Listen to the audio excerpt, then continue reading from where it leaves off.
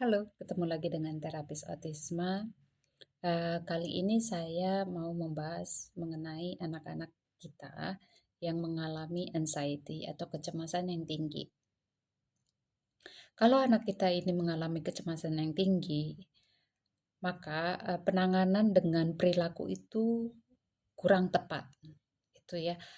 Kita tidak bisa meminta dia, terutama untuk meregulasi dirinya ketika dia tidak mampu untuk menahan ya, untuk meregulat dirinya supaya bisa konsentrasi belajar misalnya.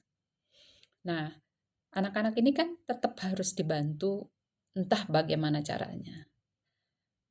Beberapa teknik yang saya temukan beberapa waktu ini adalah penggunaan dari background musik atau kita memberikan musik sebagai penenang anak. Jadi musik dinyalakan dari awal sesi sampai akhir sesi atau in between atau pada aktivitas tertentu. Nah, musik yang digunakan itu musik-musik yang menenangkan. Musik yang menenangkan seperti apa? Mungkin musik-musik religi yang syahdu atau bunyi-bunyian alam seperti hujan atau air air yang mengalir atau kicauan burung gitu atau musik klasik. Nah, musik-musik ini juga harus kita lakukan preference assessment dulu ya, tanya dulu anaknya sukanya yang mana gitu. Atau bisa jadi juga musik-musik yang up to date tapi yang syahdu, yang anaknya suka. Jadi tidak akan mengganggu konsentrasinya. Dan hal ini sebenarnya udah ada beberapa jurnal di tahun 70-an dan 80-an ya, udah banyak jurnal mengenai musik bahkan sampai ada yang mengatakan bahwa memperkenalkan musik klasik pada bayi yang dikandung itu akan membantu kecerdasan mereka. Nah, ada baiknya juga bisa kita gunakan hal tersebut untuk anak-anak kita yang anxiety. Jadi, dia bisa lebih tenang ketika belajar. Bantuan kedua, kita bisa lakukan bersamaan dengan musik yang tadi adalah memberikan aromaterapi. Ini juga sama, sudah ada banyak eh, jurnal yang mengatakan hal ini, gitu ya.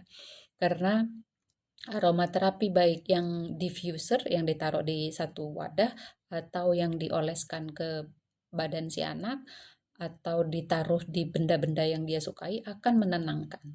Jadi ini akan menjadi bantuan eksternal yang bisa membuat anaknya bisa lebih fokus.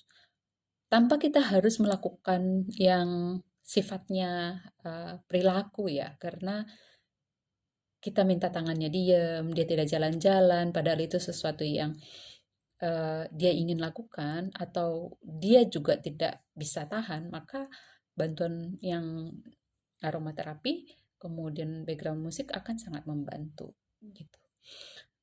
Selain itu, ada satu lagi yang terakhir yang bisa kita lakukan adalah memberikan istirahat secara berkala eh, lebih banyak daripada biasanya. Jadi tidak diberikan istirahat hanya ketika dia selesai mengerjakan tugas, tapi di antara mengerjakan tugas juga bisa diberikan istirahat. Dan istirahat yang diberikan adalah fisik gitu supaya aliran darah mungkin yang terhambat bisa jadi lebih masuk ke otaknya, kemudian badan-badan yang tadinya pegel atau badan-badan yang kaku akhirnya membuat dia lebih rileks gitu. Jadi tiga hal ini bisa kita cobakan dan cobalah dilihat apakah ada perubahan untuk anak-anak kita yang terutama mengalami kecemasan yang tinggi. Oke, semoga bermanfaat. Bye bye.